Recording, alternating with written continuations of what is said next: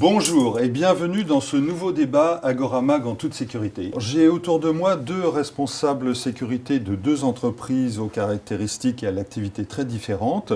À ma droite, Thierry Menuet, vous êtes responsable prévention des risques et coordinateur sécurité de la CCI Paris-Île-de-France qui réunit des écoles, des centres de congrès, etc.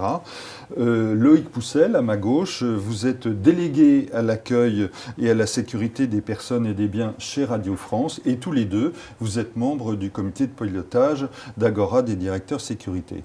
Donc j'aimerais que vous m'expliquiez tous les deux comment étaient protégés vos bâtiments avant les menaces terroristes. Comment est organisée la sécurité à cette époque-là ?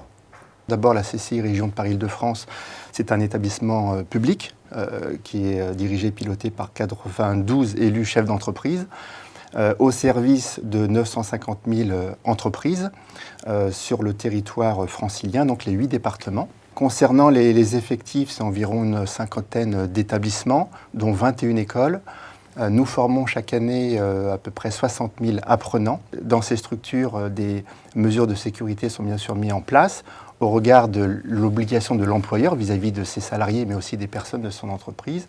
Et cela couvre la santé, la sécurité et la sûreté. Il y a effectivement des bâtiments très différents, avec une utilisation très différente entre une école de restauration et une école de commerce. J'imagine qu'il n'y a pas les mêmes problématiques de sécurité. On a bien évidemment au sein de ces établissements d'abord des textes de référence à prendre en compte, notamment ces établissements sont des établissements recevant du public.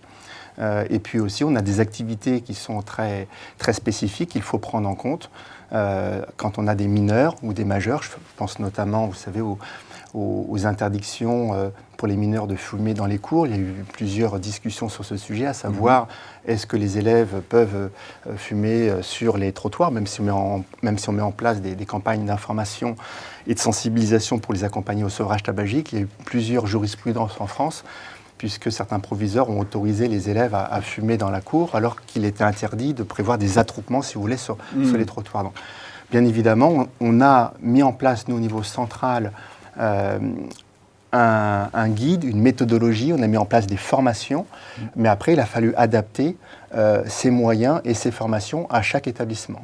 On va en parler tout à l'heure. Loïc Poussel, alors comment ça se passe sur le site ou les sites de Radio France ? Là, il y a des problématiques complètement différentes de celles de Thierry Menuet, avec des journalistes donc, qui partent aux quatre coins du monde, qui sont très itinérants, et puis le site lui-même qui est à protéger. Alors oui, effectivement, parce que le groupe Radio France représente plusieurs médias. Il y a cette chaîne où vous avez des médias comme France Inter, France Info, France Musique, France Culture, également le MOVE. Donc il y a la problématique à gérer qui concerne tous ces médias. Et c'est également, en fait, la Maison de la Radio est un site ouvert au public, puisque nous accueillons près de 300 000 visiteurs sur l'année, dans le cadre de concerts ou dans le cadre d'opérations événementielles. Donc on a une problématique de sécurité concernant effectivement les journalistes, la protection bâtimentaire de toutes ces rédactions, et également une problématique de sécurité concernant les événements ouverts au public, comme n'importe quel établissement recevant du public avec une forte fréquentation. Vous avez aussi des hautes personnalités qui viennent, qui sont interviewées. Alors, les médias attirent effectivement des auditeurs, puisque nous avons près de 14 millions d'auditeurs par jour, toutes chaînes cumulées. Mais tout ça, effectivement, engendre des visites de personnalités politiques, des personnalités publiques. Oui, du show business. Du show business également. Ouais. Et ça nécessite effectivement de travailler sur la protection de ces personnalités et nous faisons en fait un travail assez précis avec les services de police qui sont notamment en protection rapprochée de ces personnalités. C'est à peu près entre 200 et 250 personnalités accueillies par an sur la Maison de la Radio, tous médias confondus. Alors Thierry Menuet, à la CCI Paris-Île-de-France, quelles mesures vous avez prises pour contrer les menaces terroristes, qui sont un nouveau risque en fait ? Alors la première mesure en fait a porté sur la formation au sein de nos établissements. Mais avant de lancer ces formations, il y a tout un travail préparatoire qui a nécessité des rapprochements avec les services, les autorités, les services de police, notamment les MPC, les missions prévention et communication. Nous avons dû passer aussi un marché auprès d'un organisme spécialisé, puisque nous sommes soumis au Code des marchés publics. Et donc, il a fallu rapidement, quand je dis rapidement, c'est dès août 2016, mettre en place un marché. Cela faisait suite, si vous voulez, aux attentats de Nice. Derrière, 15 jours après, le 29 juillet 2016, le ministre de l'Intérieur et le ministre de l'Éducation ont sorti un texte obligeant justement la mise en place de formations et de PPMS, attentat-intrusion. Donc, alors, les PPMS. Alors, plan particulier de mise en sûreté. Très bien. Voilà. Donc, autant on était habitué, bien évidemment, chaque année à réaliser les exercices d'évacuation incendie, notamment le premier mois de la rentrée scolaire, autant nous n'avions pas, je dirais, les outils, les formations sur ce sujet-là. Donc, la première marche, si vous voulez, a porté sur la mise en place d'ateliers pour accompagner chaque référent sécurité des écoles en particulier à mettre en place les plans particuliers de mise en sûreté. Donc, ça correspond, je dirais, à une méthodologie assez précise, à des plans aussi qu'il a fallu transmettre aux autorités pour demain, si il était nécessaire de prévoir une intervention de la BRI ou d'autres services d'intervention. Et ensuite, un déploiement assez lourd de la formation, puisqu'on a souhaité former bien évidemment les équipes dirigeantes de nos écoles, mais aussi les responsables de la pédagogie, et ensuite un troisième volet, bien évidemment, tous les élèves. Voilà. Et la dernière étape portait sur l'exercice.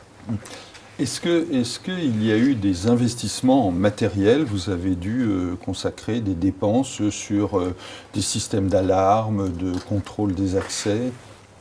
Alors, c'est une très bonne question, puisque même si nos établissements étaient équipés en moyens pour se prémunir contre les risques de malveillance, on était jusqu'à maintenant plutôt sur des risques qui relevaient du vol, de l'intrusion, des incivilités, voire du vandalisme, mais pas sur des risques attentats. Donc, il a fallu effectivement repenser la protection de nos sites par rapport à ce nouveau risque. Et sur ce sujet, en parallèle de la formation, on a lancé un audit qui a porté sur 33 de nos établissements. Cet audit a été mené entre décembre 2016 et octobre 2017. Je suis en train justement d'analyser ces résultats. Ces résultats vont être présentés à la direction générale le 21 décembre.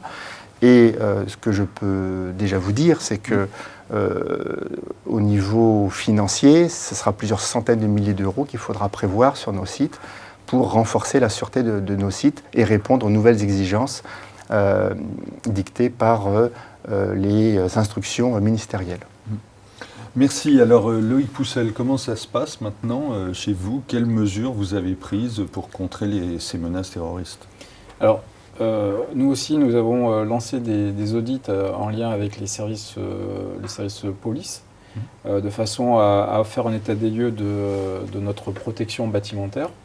Nous avons également travaillé sur faciliter le travail des colonnes d'assaut, notamment BRI ou RAID, en mettant à disposition des plans beaucoup plus détaillés de nos structures, de façon à bien comprendre les différents volumes. Donc il y a des liens opérationnels qui se sont créés, ou en tout cas qui se sont encore plus développés. Et en ce qui concerne la sécurité physique, il faut noter qu'au sein de Radio France, les personnels d'accueil et de sécurité qui font les contrôles Vigipirate sont des personnels Radio France, donc c'est interne. C'est un service de sécurité qui est déclaré au niveau du CNAPS. Donc en plus des audits que nous avons menés, notre personnel de sécurité, qui est un personnel interne, Radio France, a fait l'objet de formations supplémentaires, notamment sur les modes opératoires terroristes, notamment les engins explosifs improvisés qui pourraient être utilisés par les terroristes. Et ça a été mis en place très rapidement. Et d'ailleurs, un nouvel arrêté qui a été publié fin février 2017 reprend en fait des éléments de formation que nous avions déjà mis en place. Et donc ça, c'était une nette progression sur les connaissances de nos personnels. Et ça a permis maintenant d'augmenter en fait la qualité des Vigipirates notamment. Vous avez fait aussi des actions de sensibilisation du personnel en général, pas seulement des services de sécurité? Oui, effectivement, c'est-à-dire que en plus de l'aspect formatif concernant nos personnels, il a été important on a mené une réflexion sur le fait que la sécurité au sein du groupe Radio France ne doit pas s'appuyer que sur la centaine d'agents internes que nous avons. Et donc, on a développé un module de sensibilisation au risque terrorisme à destination de l'ensemble des personnels Radio France. Donc, il y a des journalistes, il y a des techniciens, il y a des musiciens également. Et depuis janvier 2017, nous avons lancé donc un module de sensibilisation qui dure une demi-journée. C'est un groupe de 25 personnes qui est pris en charge et sur lequel on balaye différents sujets concernant qu'est-ce que le terrorisme, quels sont les différents modes opératoires et surtout quelles sont les attitudes à adopter en termes de remontée d'informations s'il y a des comportements suspects, mais également quels sont les gestes à adopter en cas de situation critique. Et cette formation, on a voulu la tourner sur l'aspect citoyen, c'est-à-dire qu'on aborde cet apport pédagogique à destination du citoyen avant de parler aux salariés de Radio France. Alors Thierry Menuet, vous nous avez expliqué qu'il y avait des audits qui avaient été faits, des exercices de simulation. Quels sont les résultats, quelles conclusions vous tirez de toutes ces mesures qui ont été prises ?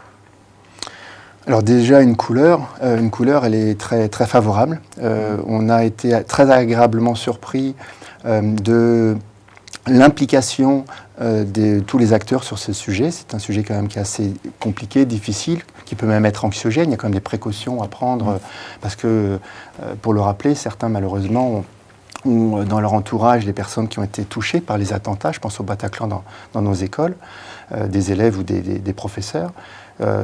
Donc globalement, on a réalisé ce qu'on appelle dans notre jargon un retour d'expérience, si vous voulez, à savoir tous les points positifs et les points d'amélioration. Les points positifs, ils sont très nombreux et je pense même aux élèves, y compris dans des écoles techniques, qui ont vraiment participé activement à ces exercices. On les a fait participer en tant qu'observateurs, mais aussi en tant qu'acteurs, en tant qu'assaillants. Il n'y a jamais eu de débordement ou de dérive, si vous voulez, par rapport à ces exercices. Bien évidemment, il y a toujours des améliorations à apporter. Pour donner une anecdote, quand on fait un exercice de crise où on demande aux personnes de se jeter au sol en cas d'attaque, autant dans une école comme IDTEDEC, Léa, à Robert-Janville, c'est une école du bâtiment, ils n'hésitent pas à se mettre par terre, autant dans une école comme ISIPCA, qui est une école du parfum à Versailles, on ne voit pas trop les jeunes filles se jeter au sol. Donc, tout ça, ça fait partie, on va dire, des sujets sur lesquels on va travailler. Et puis, il y a surtout un point d'amélioration sur lequel on doit travailler, mais pas simplement en interne, mais au sein de l'Agora, des directeurs sécurité, parce qu'on échange entre membres du COPIL, mais entre tous les membres, mais aussi avec les installateurs, les fournisseurs, c'est comment alerter au sein d'un établissement une attaque comme celle-ci, puisque l'instruction du 29 juillet 2016 nous oblige à, c'est-à-dire qu'ils définissent un objectif, mais ils ne définissent pas les moyens.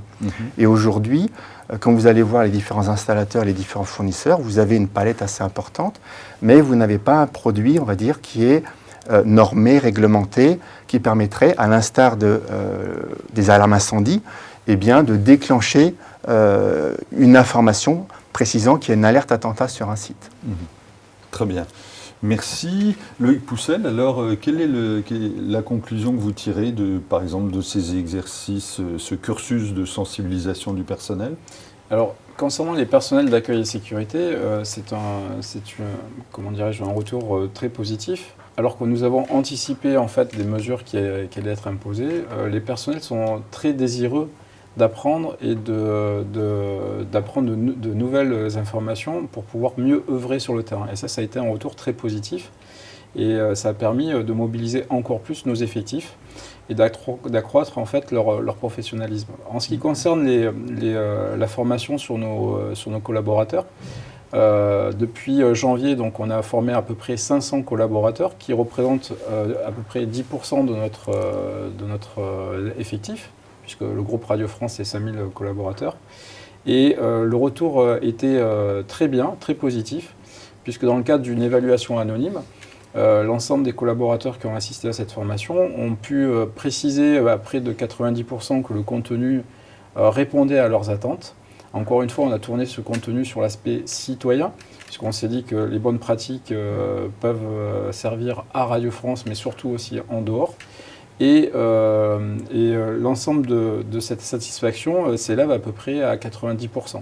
Oui, sur c'est un 500 bon score. personnes. Oui, oui. Mais il n'y a pas eu de réticence, voire d'hostilité de la part de certaines catégories, comme les journalistes ou alors les organisations syndicales de salariés, non? Alors, la genèse de cette formation s'est faite de façon collégiale, c'est-à-dire qu'il y a un groupe test qui a été créé, composé de la direction générale, de la médecine du travail, de personnel de la DRH, de nos homologues pompiers de Radio France.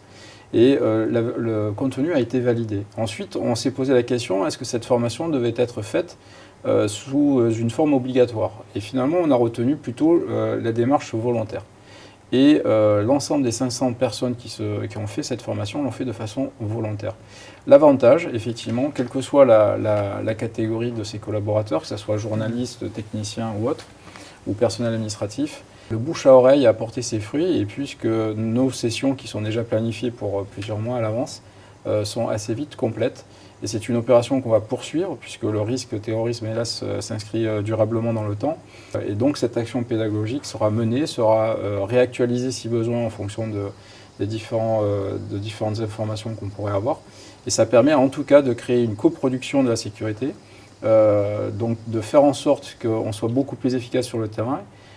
Ça a permis également de mettre en valeur les personnels d'accueil et sécurité qui œuvrent chaque jour. Et enfin, ça a permis également de favoriser du lien, car on sait pertinemment que face au risque terrorisme, c'est le collectif qui surmontera ces difficultés et pas les individus. Et là-dessus, on a pu créer en fait une véritable culture de sécurité au sein de Radio France, et c'est très bien. Eh bien, ce sera le mot de la fin pour ce débat. Merci à tous les deux. Merci. Au Merci revoir. à vous.